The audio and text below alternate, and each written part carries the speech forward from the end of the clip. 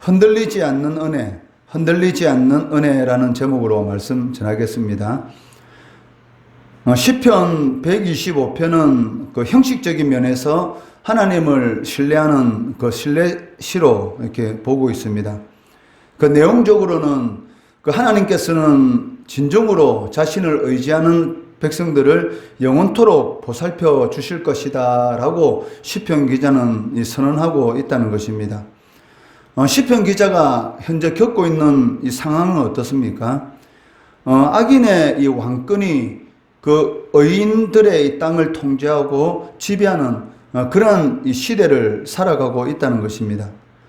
3절 말씀해 보시면 악인의 규가 의인들의 땅에서는 그 권세를 누리지 못하리니, 이 말이 그 의미하는 바는 그 악인의 이 왕권이 그 의인들의 땅에서 이 권세를 누리고 있다는 것이죠. 그러니까 시편 기자가 하나님 앞에 간절히 구하는 것은 무엇이냐면 그 악인들의 이 권세가 의인들의 땅에서는 그 누리지 못하도록 이것을 이 구하고 있는데, 그 이유가 무엇이냐면 그 지금 현재 이 악인들의 권세가 의인들의 땅에서 그 권세를 이 누리고 있는 그러한 이 상태다라는 것을 우리가 짐작하고 있다는 것이죠. 일제시대 때 많은 기독교인들이 이 신사를 이렇게 참배하였습니다. 그 신사 참배는 그 신을 섬기는 것이 아니고 이 국가 의례다라고 하였지만, 그 실질적으로 신사 참배는 그 이 일본 신에게 절을 하는 그 우상 숭배였습니다. 그렇기 때문에 이 신사 참배에 반대하는 그 많은 성도들이 이 당시에 이 죽음을 이 당하게 되었고, 많은 이 핍박을 이렇게 겪게 되었는데, 핍박을 받지 않으려면 어떻게 해야 됩니까? 그 신사 앞에 가서 그 일본 그 신 앞에서 이 절을 해야 하는 것이죠. 그렇기 때문에 당시 이 많은 이 성도들이 이 불의한 길로 들어간 것을 볼 수가 있다는 것이죠. 이처럼 그 악인의 이 왕권, 저 악인의 이 권세가 의인들의 이 땅에 이렇게 누리게 되면은 이 의인들이 그 유혹을 당하게 되고 또 실족하게 되는 그러한 많은 이 시험거리들이 그 나타나는 것을 볼 수가 있습니다. 그렇기 때문에 이 시편 기자는 그 3절 말씀해 보시면 그 의인들로 하여금 제악에 손을 대지 아니하게 함이로다라고 말씀하고 있습니다. 왜 악인들의 이 권세가 의인들의 땅에서 그 권세를 누리지 못해야 되느냐? 그 이유가 무엇이냐면 그 의인들이 이 죄의 유혹에 빠지지 않도록 하기 위해서, 즉 죄악에 손을 대지 않도록 하기 위해서다라고 말을 하는 것을 보게 되는 것이죠. 시편 기자도 그 이러한 그 일제시대 많은 이 성도들이 그 신사참배를 한 그러한 이 유혹에 빠지지 않도록 하나님 앞에 간절히 이렇게 기도하는 것을 볼 수가 있습니다. 악의 세력들이 이 권세를 잡고 있으면 그 의인들이 이 악의 유혹에 빠질 수밖에 없다는 것이죠. 우리가 정치를 보더라도 그렇고 또 여러 가지 이 사회 현상 가운데서 일어나는 그런 이 성경에 벗어난 그런 많은 일들을 볼 때 이 공의가 바로 서게 되면 그런 일들이 사실은 이 땅에서 사라지는 것을 볼 수가 있습니다. 그렇지만 이 법치가 제대로 서지 않고 또 공의가 제대로 서지 않으면 어떻게 되겠습니까?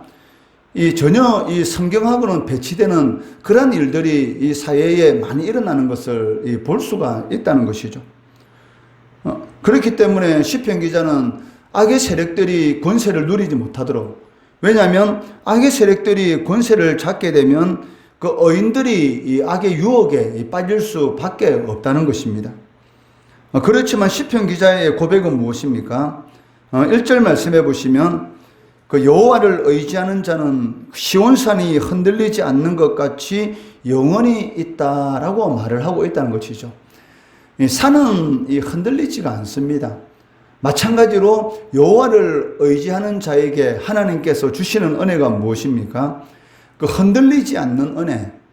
어떤 위기의 상황 가운데 있다 할지라도 이 반석 위에 세운 그 집처럼 아무리 이런 그 많은 이런 홍수와 같은 그런 물이 흘러 넘친다 할지라도 이 반석 위에 지은 집은 기초가 든든하기 때문에 그 흔들리지 않지 않습니까? 마찬가지로 여호와를 의지하는 자에게는 이 산이 흔들리지 않는 것 같은 그런 은혜를 베풀어 주신다라고 고백하고 있다는 것입니다. 이러한 이 고백을 하는 이유가 무엇이냐면 그 2절 말씀해 보시면 그 산들이 예루살렘을 두른과 같이 여호와께서 그의 백성을 지금부터 영원까지 두르시리로다라고 말씀하고 있습니다. 즉 하나님께서 지켜주시고 보호하여 주시기 때문에 어떤 위기 상황 가운데 있을지라도 흔들리지 않는 그런 은혜가 임하게 된다라고 말씀하고 있다는 것이죠. 사람들이 이 시험에 들고 낙심하는 그 이유가 무엇이냐면 이 흔들리기 때문인 것이죠. 흔들리지 않으면 실족할 이유가 없죠. 그러니까 어떤 상황 때문에 이 두려움이 임하게 되고 두려움이 임하니까 이 흔들리게 되고 흔들리니까 결국은 이 하나님의 뜻과는 전혀 상관이 없는 그러한 이 선택을 하는 것을 볼 수가 있습니다. 이스라엘 백성들이 이 애굽에서 나온 그 애굽에 이 430년 동안 종살이 하다가 하나님께서 이스라엘 백성들을 구원하여 주셨고 또 홍해 바다를 건너고 나서 이스라엘 백성들이 그 한마음 한뜻으로 하나님을 찬양하는 것을 볼 수가 있습니다. 그런데도 불구하고 이 눈앞에 가나안 땅을 두고 들어가지 못한 그 이유가 무엇입니까? 바로 10명의 정탐꾼들의 그 눈에 보이는 이 두려움, 그 두려움이 결국은 그 하나님께서 약속하신 그 말씀보다는 그 눈에 보이는 그 두려움 때문에 결국은 이 흔들렸기 때문인 것이죠. 그로 인해서 결국은 이 38년 동안 더 이 광야를 방황하다가 결국은 20세 이상 된 그런 사람들은 다 죽게 되었지 않습니까? 그 마찬가지인 것이죠. 이 흔들리면 결국은 하나님의 은혜를 누리지 못합니다. 그렇기 때문에 어떤 이런 상황 가운데 있을지라도 그러니까 하나님을 의지하면 흔들리지 않는다. 그러니까 어떤 일이든지 하나님께서 허락하시지 않으면 그 일은 일어날 수가 없습니다. 그렇다면 우리 하나님은 좋으신 하나님이신데 우리의 삶 가운데 우리가 원치 않는 그 일이 일어났다고 해서 그 일이 나쁜 일이라고 원망하면 되겠습니까? 안 된다는 것이죠. 그러니까 우리의 기준으로는 그 일이 나쁜 일이지만 그 하나님의 이 영원한 계획 안에서는 그 일이 우리들에게 너무나 선한 일이라는 것이죠.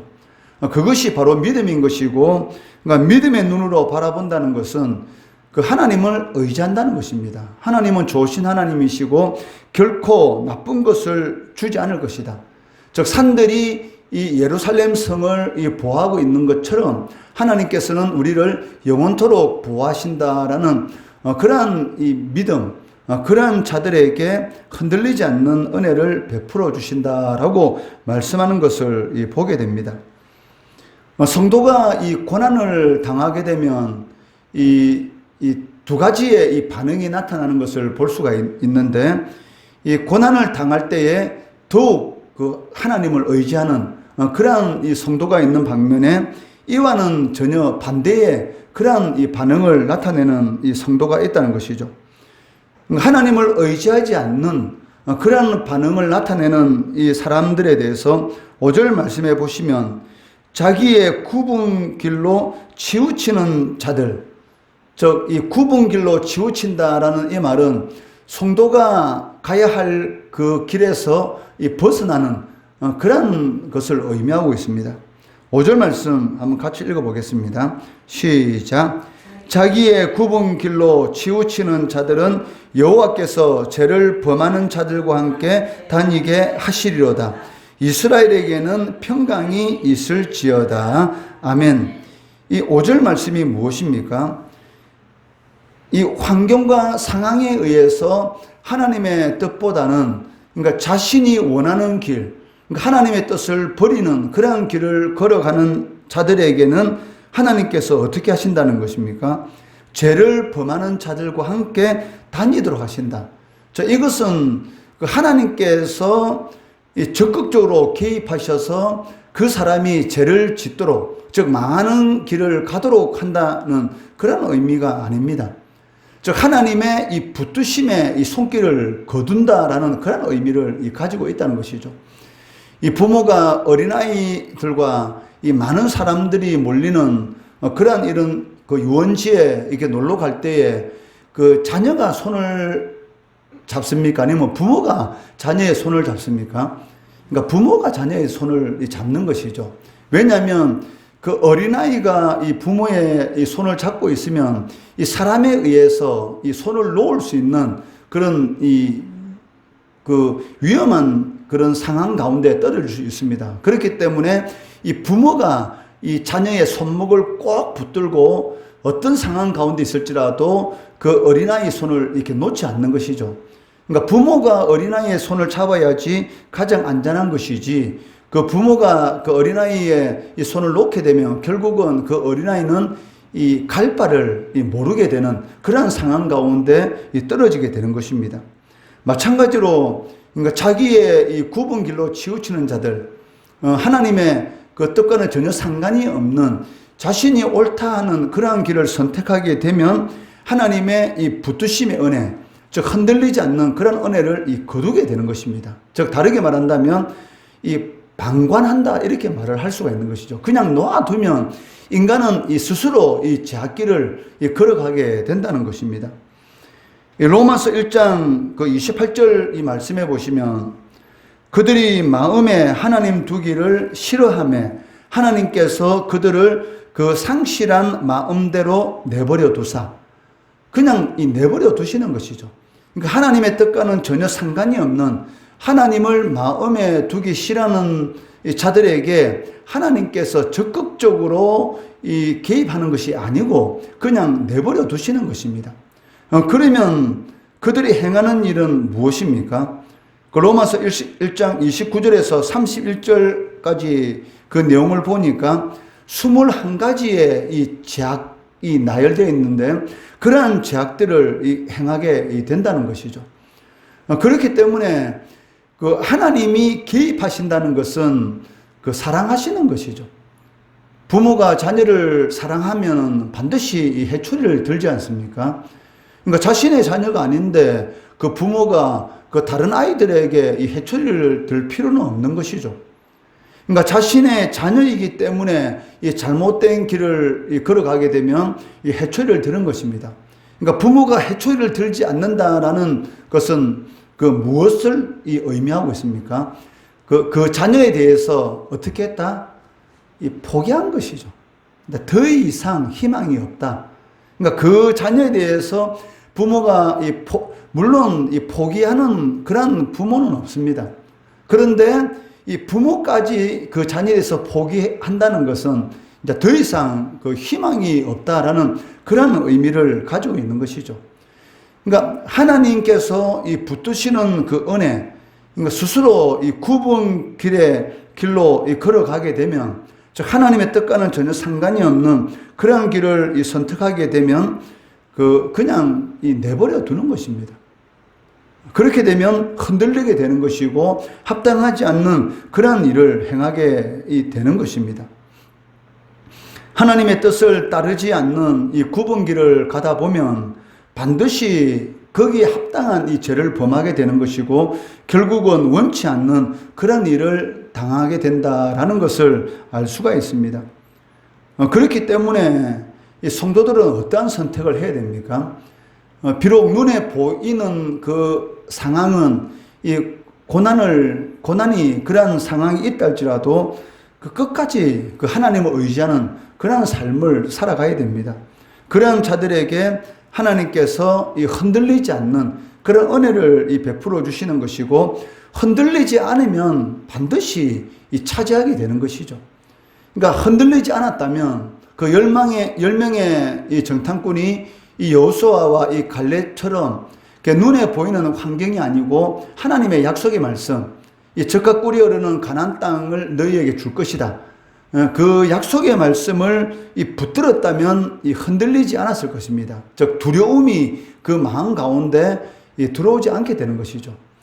그런데 하나님의 말씀이 아닌 눈에 보이는 상황을 자꾸 쳐다보고 그 상황에 매몰되게 되면 흔들리게 되는 것이고, 결국은 그 하나님께서 약속하신 것을 이게 누리지 못하게 되는 것이죠. 이것을 꼭 명심하시고, 어떤 상황 가운데 있다 할지라도 이 눈에 보이는 상황을 바라보는 것이 아니고 그 하나님의 섭리를 바라보시기 바랍니다. 그러면 하나님께서는 반드시 흔들리지 않는 그 은혜를 통해서 그 상황을 극복하게 하는 것이죠. 이런 은혜가 우리의 삶 가운데 체험되는 그런 성도 되시기를 주의 이름으로 축원합니다.